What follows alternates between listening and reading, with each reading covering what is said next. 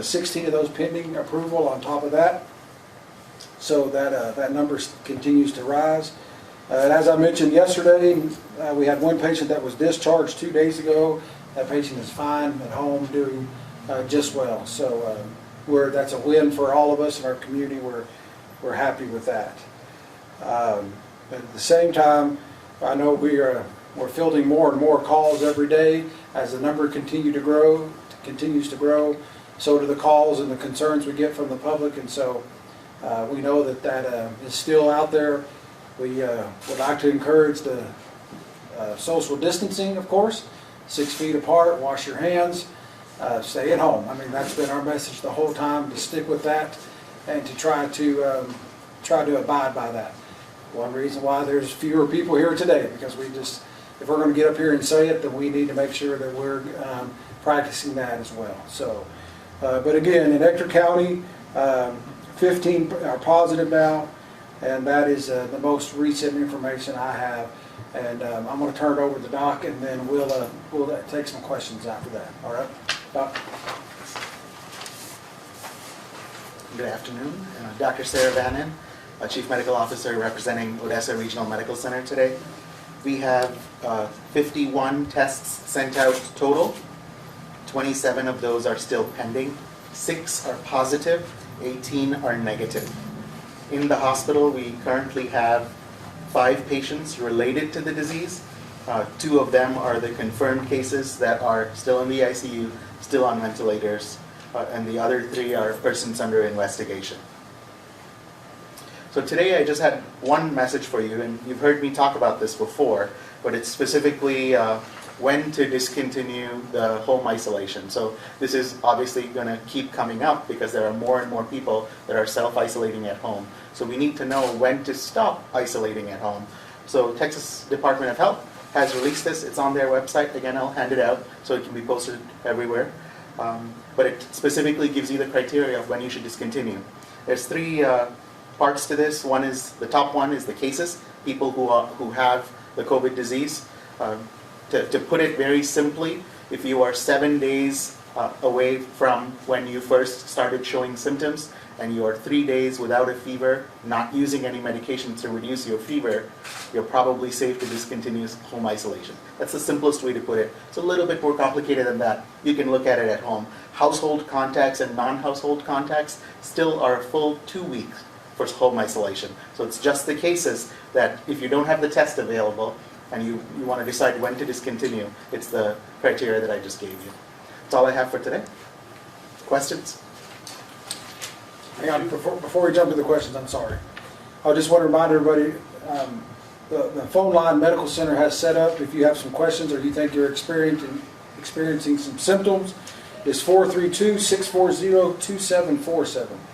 That's 432-640-2747. And I know you'll have your number too. You have that, or you? It's on the website. Okay, it's on the regional website, so you can check that there as well.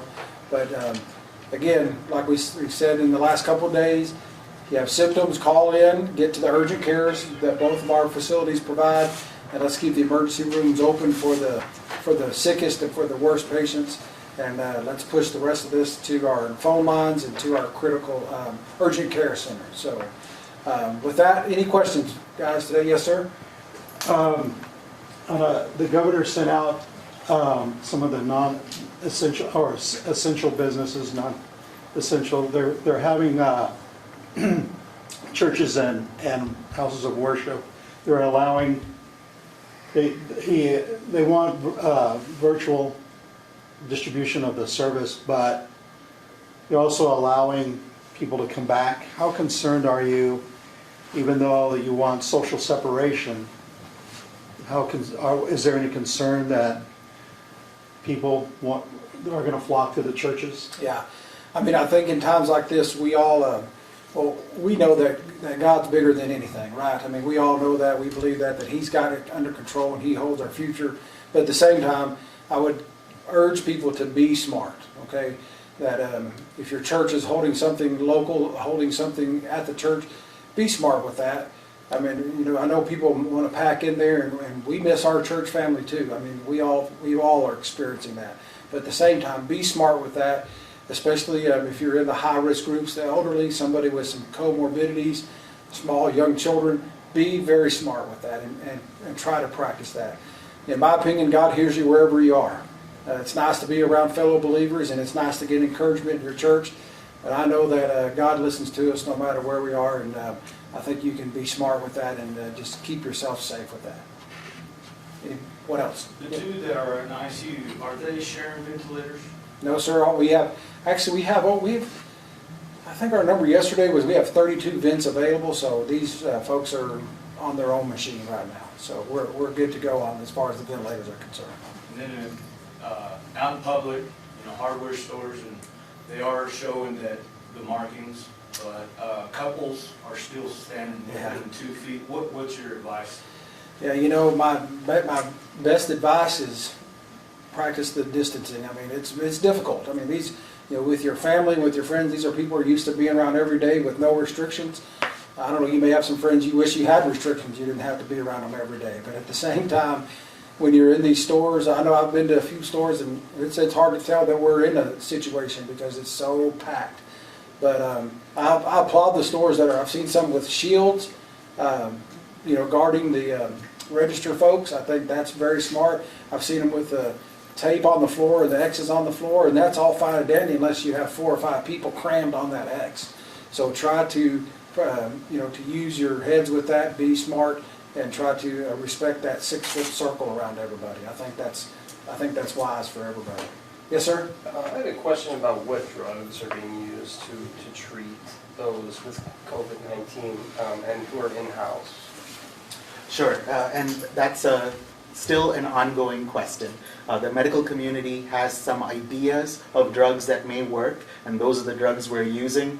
There's a long list out there, you can look it up, but there are some anti-malarial drugs or the anti-arthritis drugs. It's called hydroxychloroquine. That is something that we are using. It's probably the only one that's ahead enough in the scientific literature for me to quote to say that is something that we're using. The rest of it is still advice from the front lines, but not proven in the scientific literature yet. So that's the only one that I can say we're using for sure. Okay. And then also I had a question for both of you. A local OBGYN had announced they tested positive for COVID-19. I heard they worked with ORMC and MCH.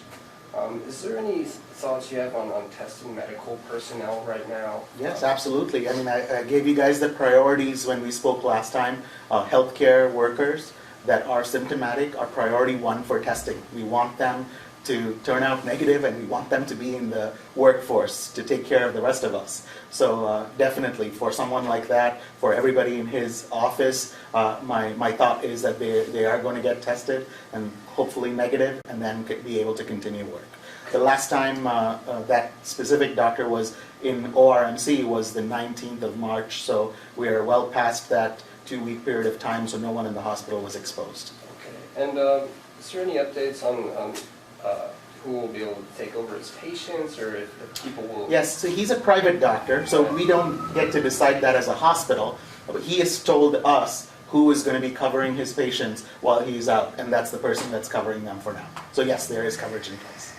Yeah, we became aware of that situation today as well, and of course our thoughts and prayers are with the doctor, just a speedy recovery. And I think it's important to know that both hospitals, we have been saying from the beginning, we have to stick with this plan, with the guidelines from the CDC, with what is being recommended. And I think that this provider did that as well, that noticed the signs and symptoms, the exposure, and then was able to get tested and then make sure that he didn't expose anybody else.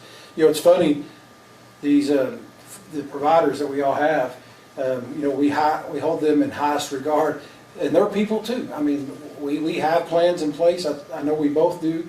Should a provider become ill, and how we're going to handle that. And I think that we've thought through that pretty regularly over the last month, just to make sure that should we have a provider test positive, which there is, then we have a contingency plan in place, somebody to pick up their patients, somebody to handle what's going on and make sure that we take the best care of those folks. Yes, sir? The infants that he was caring for, are you concerned that maybe some of the newborns may be infected? Is that something that you've looked into? Yeah, you know, I can tell you this guy is going to put nobody in harm's way. So I'm confident that he took the steps necessary to protect everybody, and I think that everybody is just in great shape. I'm very proud of him that he was able to get this out to a lot of people ahead of time and was able to get isolated. And so our thoughts are with him, and man, we want you to get better and recover. Yes, sir.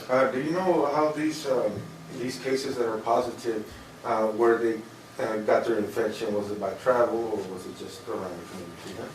Yeah, that's a good question. I've heard honestly, a lot of them are from, what I'm hearing is from travel.